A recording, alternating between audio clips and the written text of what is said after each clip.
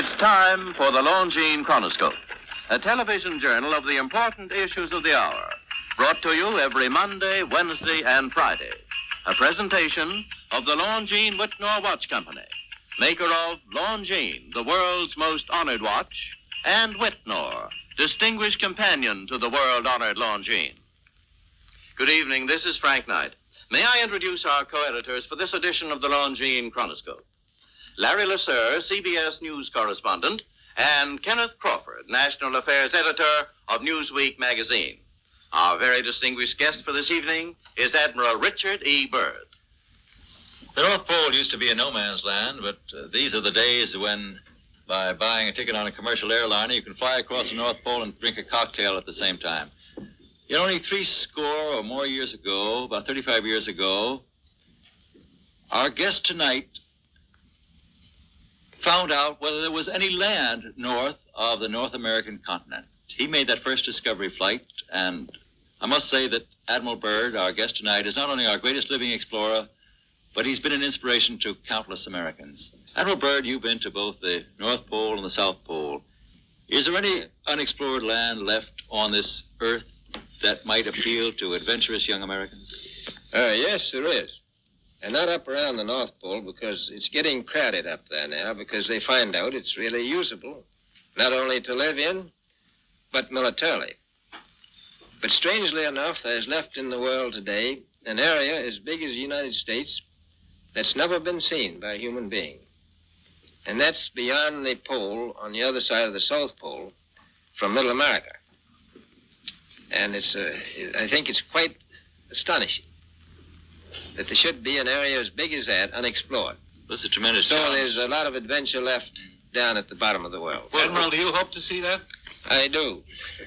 Well, Admiral, Yeah. would you say that since you've been to both the extremities of Earth, are these expeditions to such far-off places, are they getting easier because of modern techniques, or is danger still close at hand?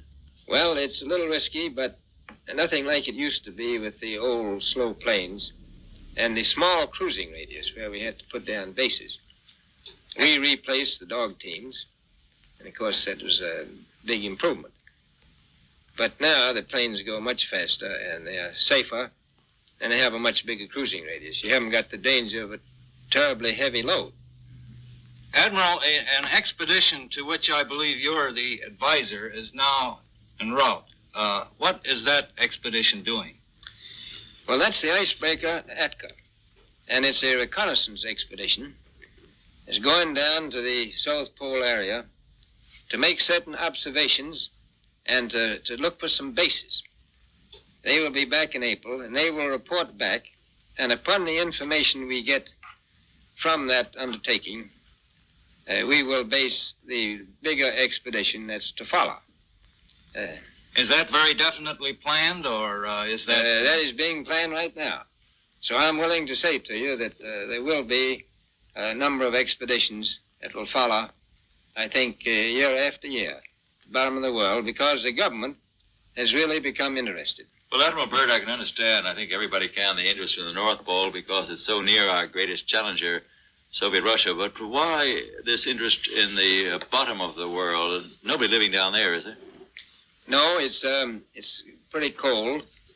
There's only one permanent resident, that's the emperor penguin. The little ones live further north.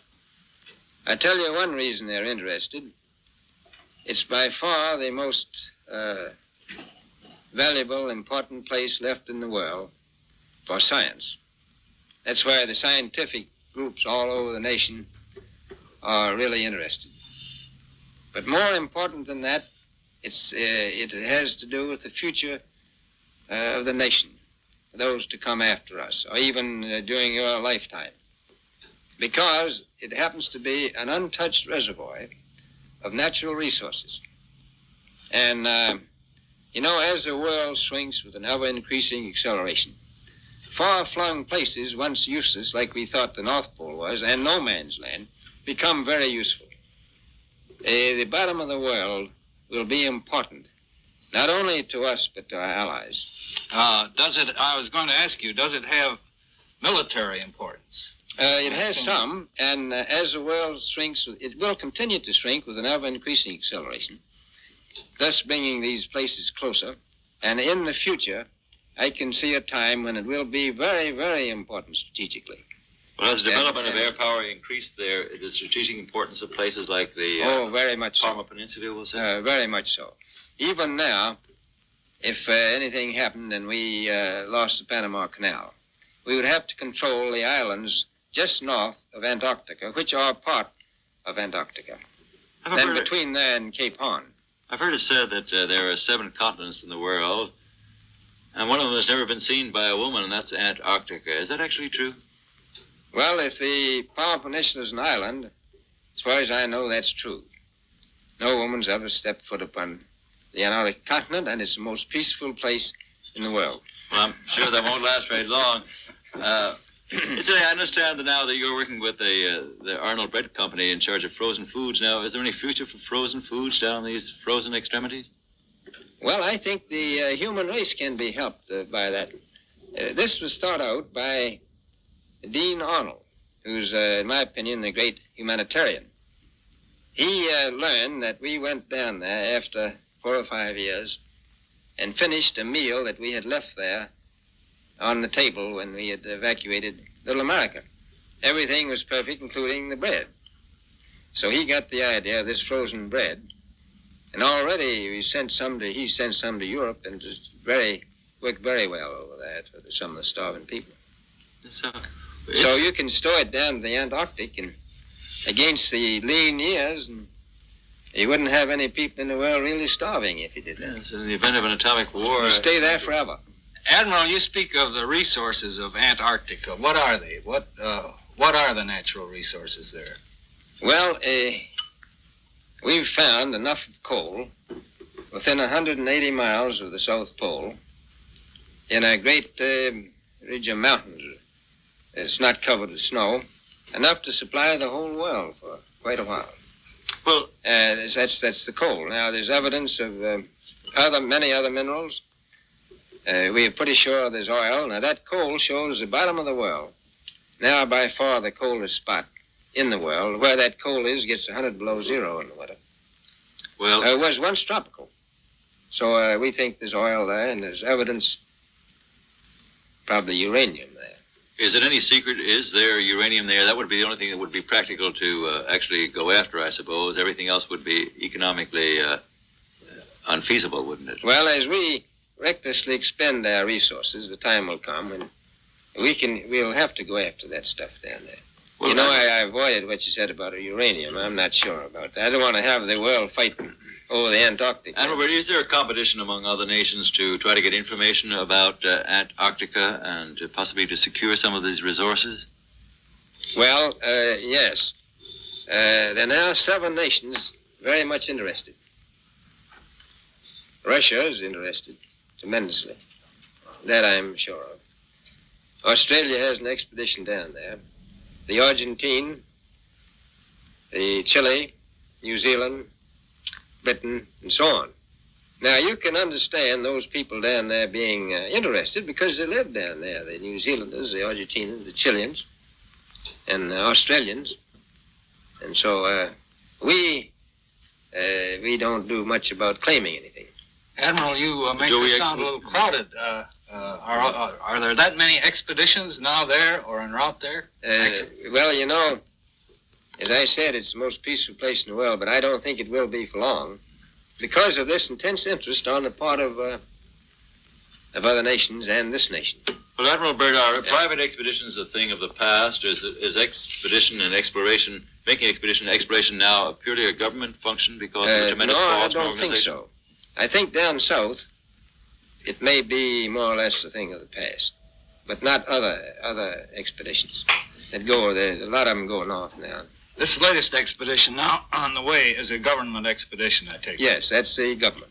Admiral, may I ask you, is there a great difference between the top of the world and the bottom of the world? There is. Now, the North Pole is the center of an ocean 10,000 feet deep.